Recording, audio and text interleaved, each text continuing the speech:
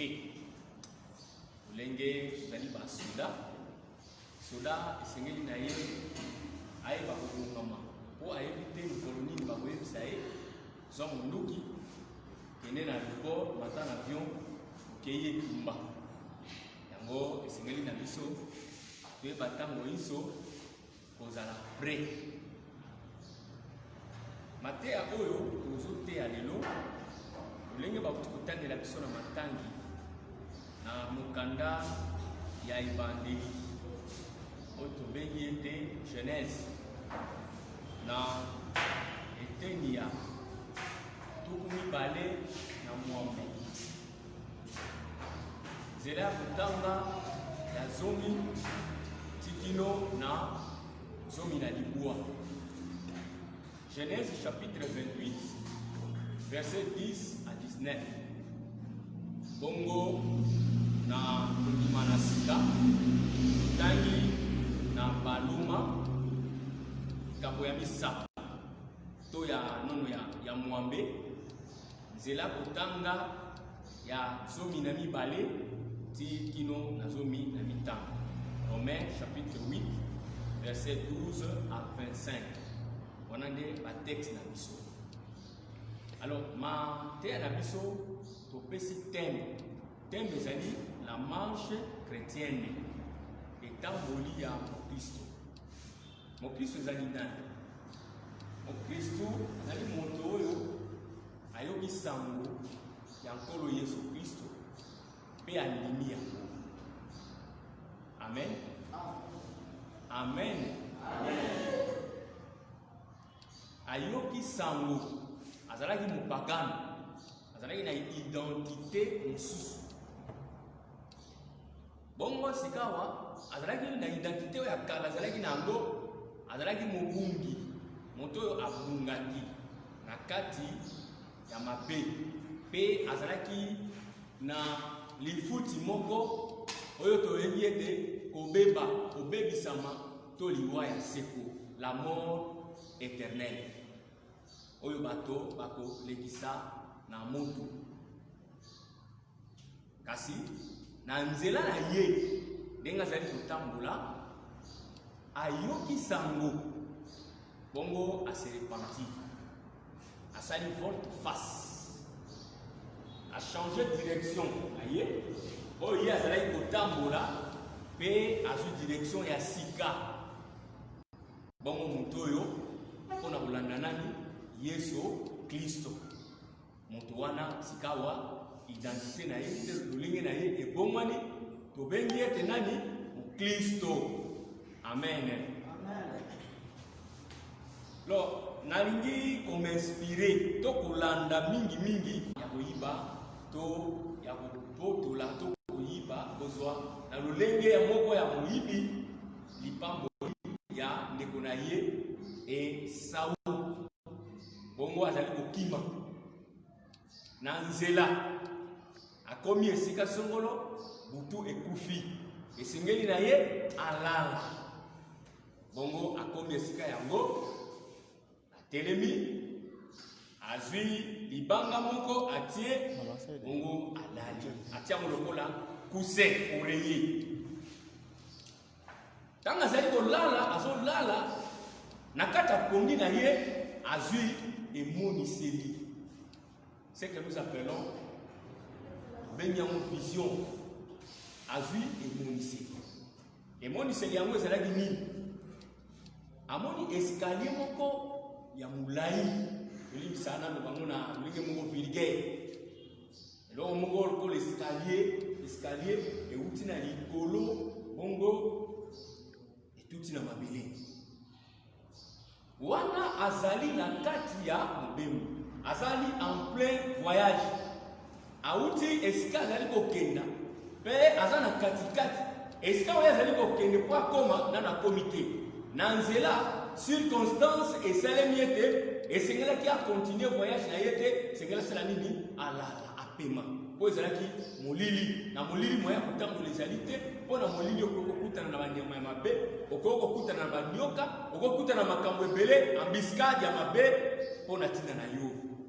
Bongo ndeko na biso Jacob alalaki na kati na pongi wana nde Nzambe azali kolia epai na ye azali na vision azali komona escalier wana ndenge etelemi euti na likolo etuti likolo tuti mabele bongo sikawa baange banzelu bazali komata mpe bazali kokita mpe Nzambe ye moko avandi na likolo bongo sikawa aza komona likambo wana lolenge nini ezosalema bongo Nzambe aye epai na Yakobo koloba na ye te ngai nazali Nzambe ya koko na yo Abraham. Haleluya, amen. Alléluia. Amen. À la place, si vous marche, quelqu'un d'autre pouvait parler aussi de l'alliance.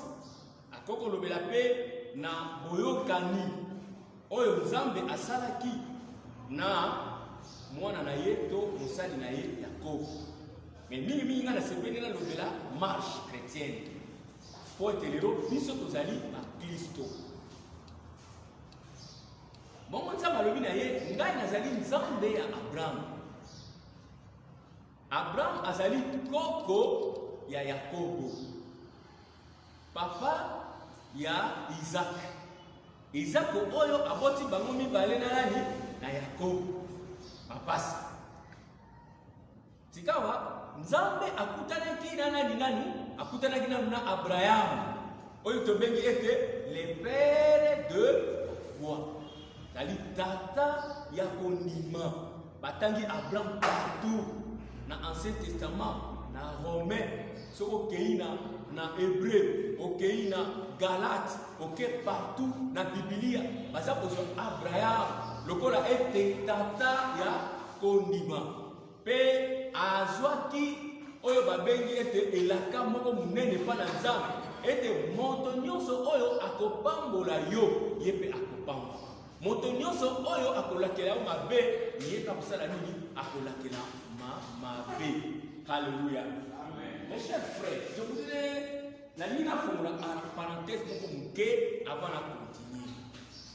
Vous savez batumbi na mokili lelo akoloba pona nini ngai nazopamba te pona nini ngai bomoi na ngai nazosambela ete nazosambela te.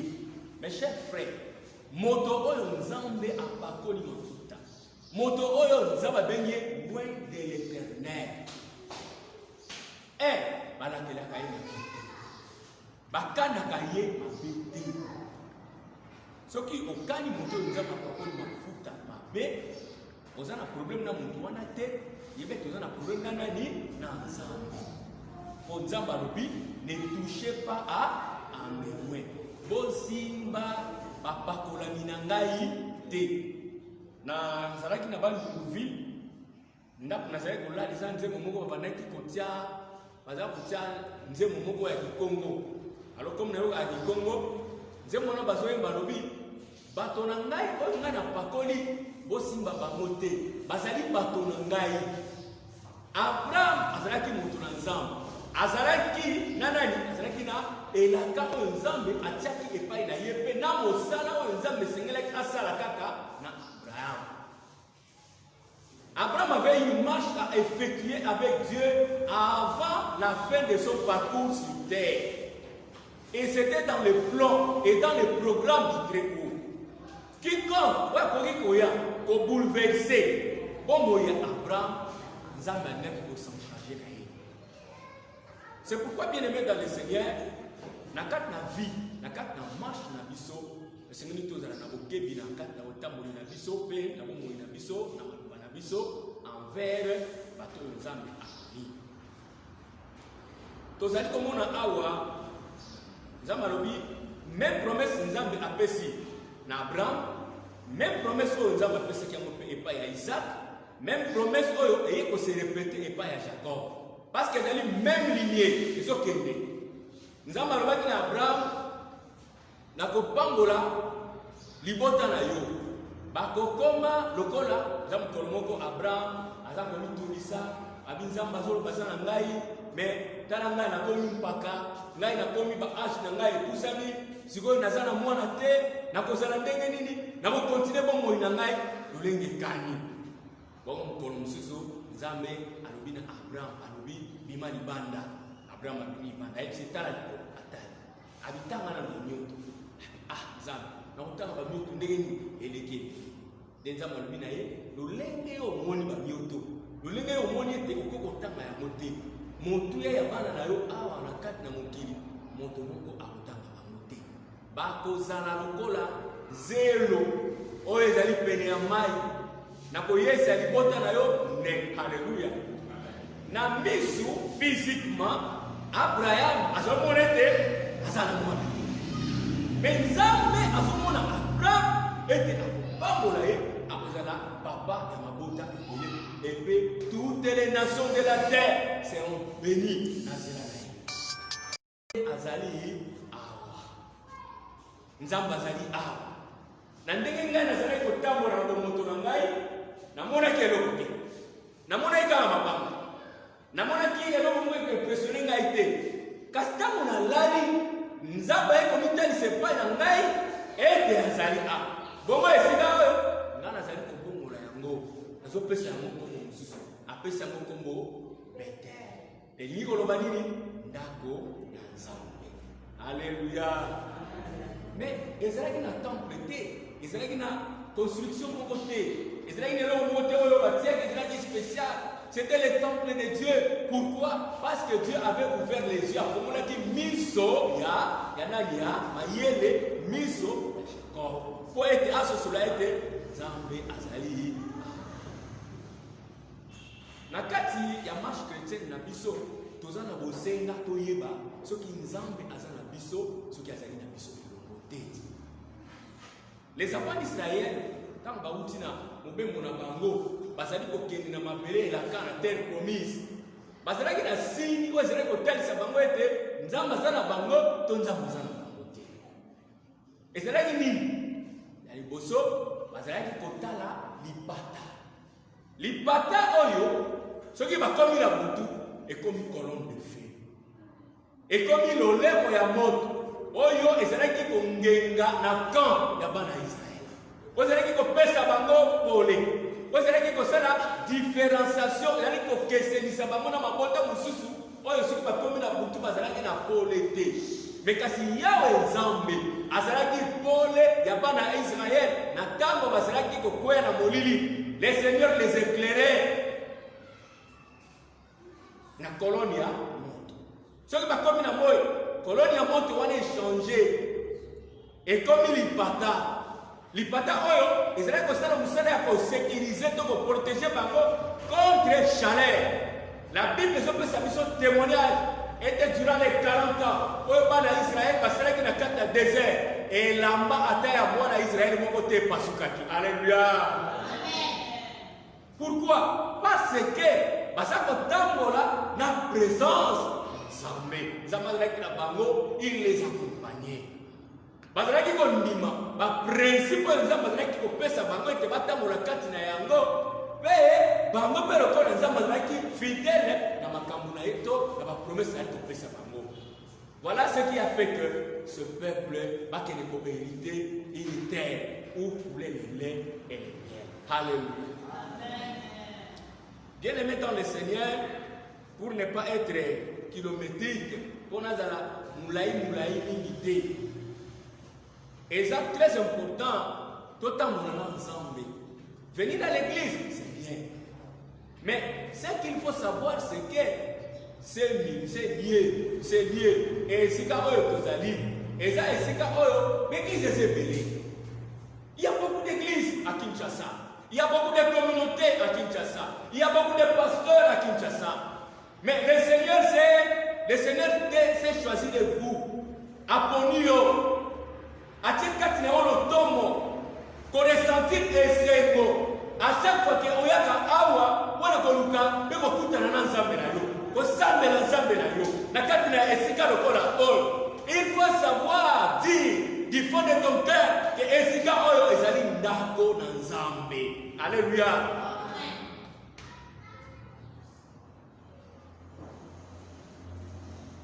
Ebele bazoleka, mais bakota te.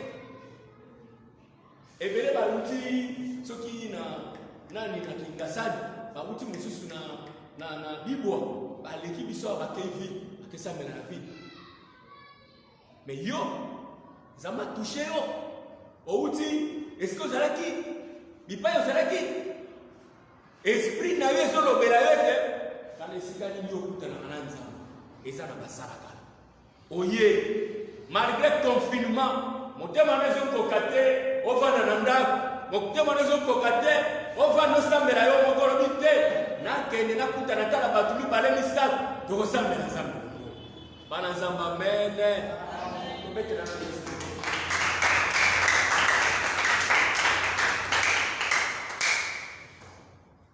Qu'est-ce que nous voulons dire par ici? Dans le calendrier romain, la Bible dit que tozali bato bana na nzambe. Kola bana na nzambe tukotambola lisusu na kati na monsunité. Monsuni ekoki lisusu kodomine biso te. Pona nini po ete tozwi molimo na nzambe kati na biso oyo azali kotémoigner solo ete tozali baya nzambe. Si tu n'as pas une conscience qui te dit que tu es un enfant de Dieu, c'est que tu as une conscience morte. Avant batumsusu bandime toza mwana na nzambe yo moko na nfo miyeba oza mwana na nzambe ou pas, parce que esprit eza kati na yo sengeli aloba na yo te ozali mwana bana na nzambe baoyo baza bana na nzambe baza jara au Bible elobi 7 fois le juste tombe 7 fois il se lève ata akwei na libunga akokoka te akoya kokweya na se na ekulusu soki asali mabe ya ndeko na ye akozala na conscience moko double mpo na koya kokutana na ndeko na ye bakokisa. Amen. Tozolala totala. C'est pourquoi tozoloba que sengeli na kaka bomoi na biso totia molimo na nzambe le Saint-Esprit azala na au centre de notre vie. Pour bien marcher, pour bien effectuer une marche chrétienne, ou pour avoir une marche chrétienne à bon escient, marche à kitoko, lokola mon Kristo, et sengeli ozala na molimo ya nzambe oyo azokutambusa. Na tango fingi awebisa yo place oyo okuti kofini sali biso. Keba ozotala mwasi wana mbala mibale keba eza mabe tuma nzamba tata soki okweisami okozala pete mpona koya kosenga molimisi bana nzambe motema na yo ezali pete ozali prêt ya kondima reproche kamba reproche yoke no likambo oyo osali eza malamu te ndeko kati na Yesu okoyoka molimo na nzambe otinda yo osenga pardon. Amen. Molimo na nzambe aza na mutu ya mingi na kati na biso ye nde azosunga biso toyeba kobelela nzambe toyeba kosambela na ndenge ya solo lolenge oyo elobi ete ntango boza kosambela olimwisa to bokimisa mosika na bino makanisi ya mabe mpe maboko na bino esengeli ezala peto. Alléluia.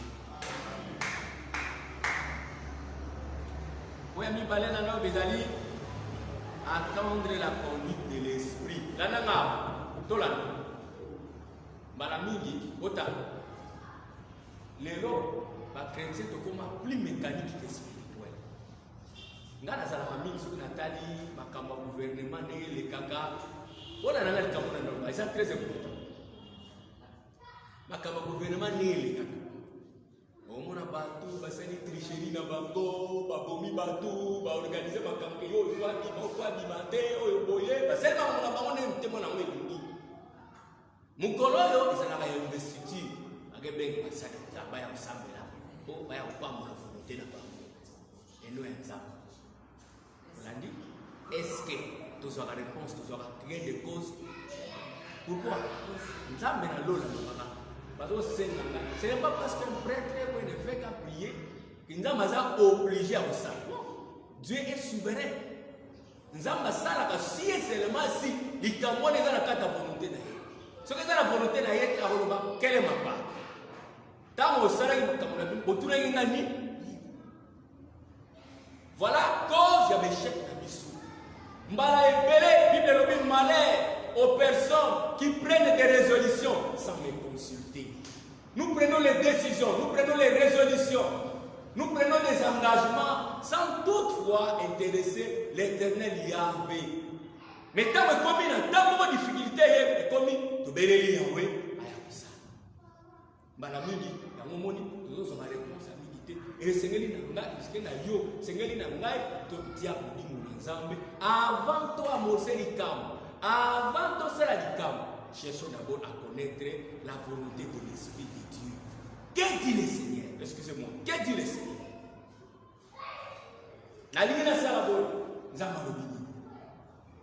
C'est comme dans Antioche, dans Actes des Apôtres, chapitre 13. Avant Paul va dans la mission, la Bible dit, ma prophète, ma docteur, ma apôtre, et l'Esprit de Dieu dit, mettez-moi à part Paul et Barnabas pour la mission à laquelle je les ai appelés. Pour la Alléluia. Mais maintenant, tout ça la volonté de la mission. Mes chers frères, dans le domaine de l'évangélisation, et ils n'ont pas signé reçu si tu n'écoutes pas la voix du Saint-Esprit. Dans le domaine de l'église, et c'est difficile pour ça de succès si tu n'agis pas selon l'ordre de mon l'ordre de mon ensemble. Et ce qu'on obtient mon ensemble, comme les volonté ensemble. Un jour, Dieu Tout-Puissant se mettra debout pour soutenir les Cambouana parce qu'ils ont une émanation de la volonté. Amen. La volonté de mon ensemble. La conduite du Saint-Esprit. C'est ainsi que nous serons appelés les chrétiens spirituels et non les chrétiens charnels. Et non plus les chrétiens selon la volonté de tel ou tel. Mais nous serons des enfants de Dieu selon l'ordre divin, selon la volonté de Dieu. Pourquoi? Parce que nous serons en train de suivre ou d'attendre la conduite des apôtres. Comment les apôtres? La Bible dit, nous sommes édifiés sur les fondements des apôtres et des prophètes. Ces gens qui nous ont laissé cette Bible, comment marcher-tu avec Dieu? Comment est-ce qu'il va procéder? Exemple, pour répondre à pourquoi pas nous aujourd'hui? Amen. Pour Yasuka, pour s'assurer était Nzambe Azana. Amen. Amen. Amen. Olibisa, ce n'est pas par orgueil. Je voudrais un peu que ça un témoignage que Olibisa, dans le Bayango, ils ont par orgueil comme on a reçu. Tango, na kenda kibano fi. Comme na ban dundu, na wana mona kuté to bandela ndegini to sokete ça. C'était pas facile. Je prenais du temps de 3 heures à 6 heures. Tous les temps dans Saraki, je priais Dieu. La Bible dit, quand les justes crient, l'Éternel au ciel entend. Ce qui moyen gebe aza ogama nzambe na likolo ayokaka. Na dinga texte on a mingi. Amen. Alléluia. Amen. Tango tomando sambela, do sambela, do sambela. Na gote ya mater na biso ka ne to te ka nege liturgie na biso ezali tout ça. Mais na komi na buto ezali na période ya Pâques. J'étais en communication permanente avec pour communiquer à chaque fois ma caméra de ça. Abi oui, tout ça. Mais le qu'on a tourné la Pâque, elle fait d'abord fêter Pâque à hier, fêter Pâque à la ciment Pâque. Effectivement, pendant ce temps, les seigneurs me donnent des messages de nuit. Zambé a révélé Ngaï, ville avant nous. Bato, balesa habité. J'ai vu ça. Bato, balesa habité. Bikeko moko ezala mitu na awe sukia kato batilawa na kati bozela liboso alati amba rafia siko bazolesa ekeko azolia. C'est avec ce message que je suis venu. Et ça, il y a une période à part. Je me rappelle, les vendredis saints, j'étais tout en noir avec mon étole rouge. Alléluia. Voilà ce que le Seigneur m'a révélé. Mes chers frères, dans tout ce que nous faisons, nous devons avoir de l'assurance que Dieu est avec nous, que Dieu agit avec nous. C'est comme David en face de Goliath.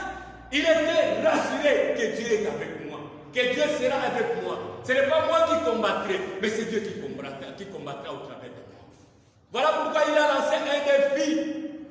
Liboso à les géants Goliath en lui disant quoi? Yozoé Panangai armé jusqu'au temps. Mais il y a au nom de l'Éternel et Dieu d'Israël. Nous avons Israël. Oui, quel est l'icône de ma belle? L'icône na componente de la pousse la peine na yo. Le Dieu Tout-Puissant te livrera entre mes mains. Je te couperai la tête. C'est toi qui es en train de parler. Azraki de courte taille par rapport à Goliath. Et Goliath Azraki n'a confiance dans la taille.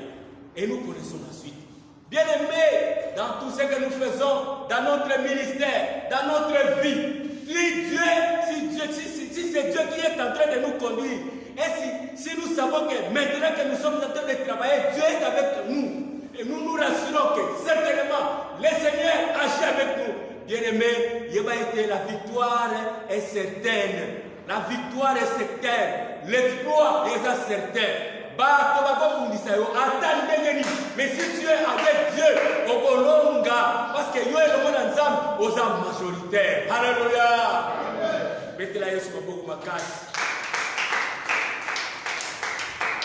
Dans notre marche chrétienne, les amis ont mis ça. Na lobeli likambo d'abord, na kotia molimo na nzambe au centre de notre vie. Ya mibale na lobeli ozela conduite oyo molimo mo centre azopesa. Ya misato na lobi tozala na assurance que makambo tozosala nzambe asala biso. Voilà lolingi tokoloka. Wana ezali makambo to lobeli na thème na biso tozwi sur la marche du chrétien ou la marche chrétienne. Nzambe okasi konso apakola biso.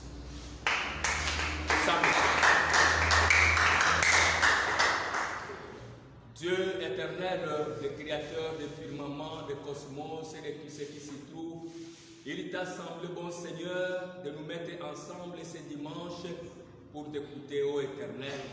Nous ne savons pas parler, nous n'avons rien à enseigner, Seigneur éternel, devant à ton peuple, mais c'est toi seul, Seigneur éternel, qui nous conduit.